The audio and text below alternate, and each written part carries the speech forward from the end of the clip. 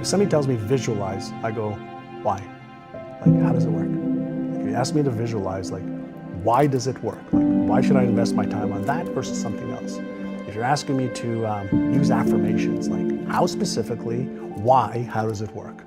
If you're asking me to emotionalize, well, what's happening in me that tell me I need to create these false senses of feelings?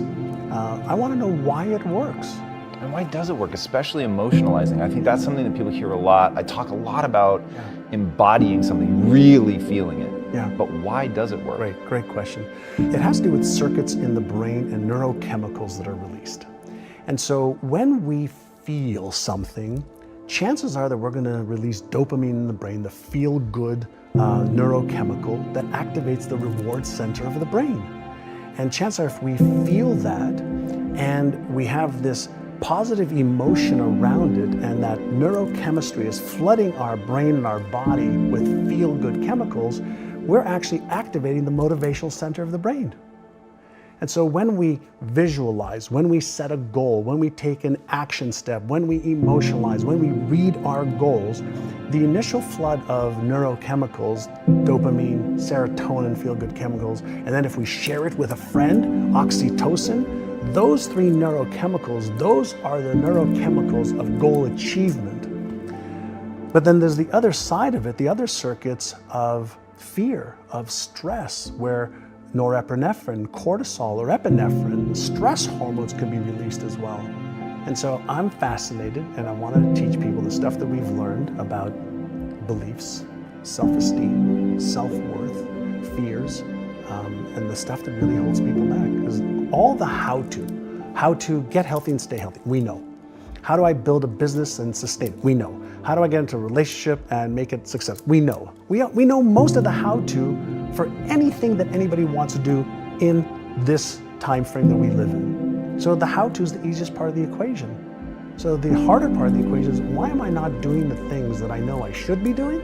And why am I not doing the things that I could find out easily how to do? Let's talk about that. So in your real estate company, you said, I'm giving everyone the same training, they're reading all of the same books, and yet they're not getting the same results. And it wasn't like, oh, well, the smart people are doing better than the dumb people. You said sometimes it was people that you were like, God, in real life, this guy's not that bright, but he's crushing it. So what ended up being the difference between the people who didn't do anything with the information and those that did? So this is going back sometimes, I think 1992, we were stuck, but I knew there was more possibility. There was room for growth. And I wanted to figure out if the stuff that I did in the 80s when I was a kid, that broke free, would it work with some of my agents? And so we took 75 agents, randomly agents said, hey, do you want to get into a 6-month program to retrain your brain, your subconscious brain, around your beliefs about what is possible for you to achieve, around your habits of what you have to do in order to achieve that. And we focused on retraining their subconscious mind. And so for 6 months, they had to go through a process of listening to certain audio tapes, reading certain materials every day, and following the process of training their brain, specifically their subconscious brain, which controls 95 to 98% of all of our thoughts, emotions, and behaviors today. And within 6 months, that group increased sales by $100 million. Jesus. $100 million. And I said, holy shit, right? This is working. And so we started to teach. Some of what we teach now in NeuroGym, actually now we have the technologies, we have the systems that are far better than what we did back in the 90s. And we went from 1.2 billion to 4.5 billion a year. And it wasn't because we taught them any more skills to be real estate agents. We taught them how to change the way they thought about themselves. We taught them how to change their habits. Our agents who made $750,000 or more were in front of a client 75% of the time. And when we asked all the agents that weren't in front of more clients, why are you doing that? Why aren't you in front of people that are going to help you earn more income? Oh, well, we're busy doing this and doing this and doing this, and they had stories and excuses and reasons why. And so part of the work that I love to do now is really help people understand, what is your story? Like, what's the story you're telling yourself? Because we all have a story. We have a money story, a relationship story, a health story. We have a story for everything. And then that story keeps recreating our lives over and over and over again. And we have beliefs that support the story. We have habits that support the story. We have people that support the story. We have systems that support our story. And so my question that I always ask people, who would you be with a different story? The first source of shame, when I was 5, I moved from Israel, where I was born, to Montreal. And I just started kindergarten in Israel. And then I was thrown into a class with 50 kids in Montreal in grade 1. I didn't speak English or French. And so I felt stupid. I felt like I sat there, looking up at the ceilings, bugging the other kids, and was consistently reprimanded, consistently put in the principal's office. And then I was consistently brought, to my knees with my parents. My father was physically abusive, which, is a challenge in itself, because words weren't a way, that he communicated. Hands and feet were his way of communicating. And so when I did the wrong things, that was the punishment. And so I felt embarrassed that I wasn't smart enough, that I wasn't good enough, that I wasn't going to amount to much. And back then, school was, my parents were trying to say, go to school, do well. That's your way out of, where we were living. That's your way out of this life that we're having, which wasn't a bad life. We had food on the table, we had a roof over our heads, but there was always a struggle. You've become this really extraordinary example of rewriting your story. How did you get out from under the story that you would have had to have been forming if your father was abusive? I know a lot of people are watching this right now. They are stuck in a story, man. Like, something happened to them as kids or whatever's happening to them now. They don't know how to get out from under that story and could never conceive of having a beautiful relationship, that they've sort of re-explored and reimagined. Yeah. When I was in my 20s, one of the things that Alan put me on a path to was personal development.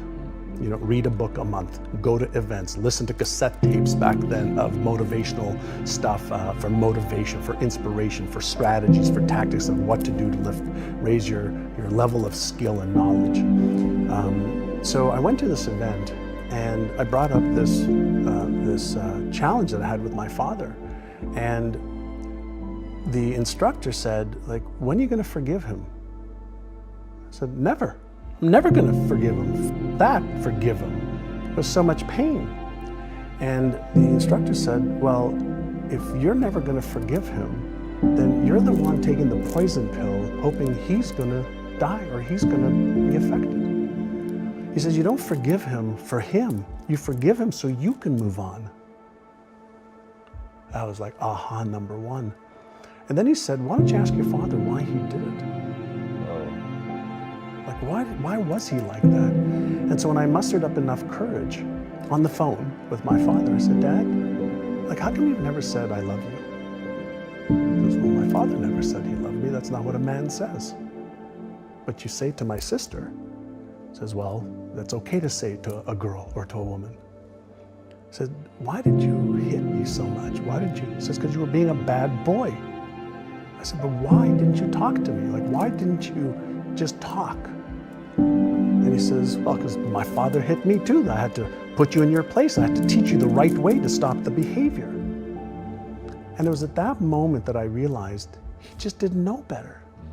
That's what he learned, was the process to try and help me. It took 3 years. I used to call him every week. I started telling him, I love you, Dad. Hang up. I love you, Dad. Hang up. I love you, Dad. Hang up. Then one day he says to me, I love you too, boy. And then he has never not said I love you to me, my brother, or my sister since then.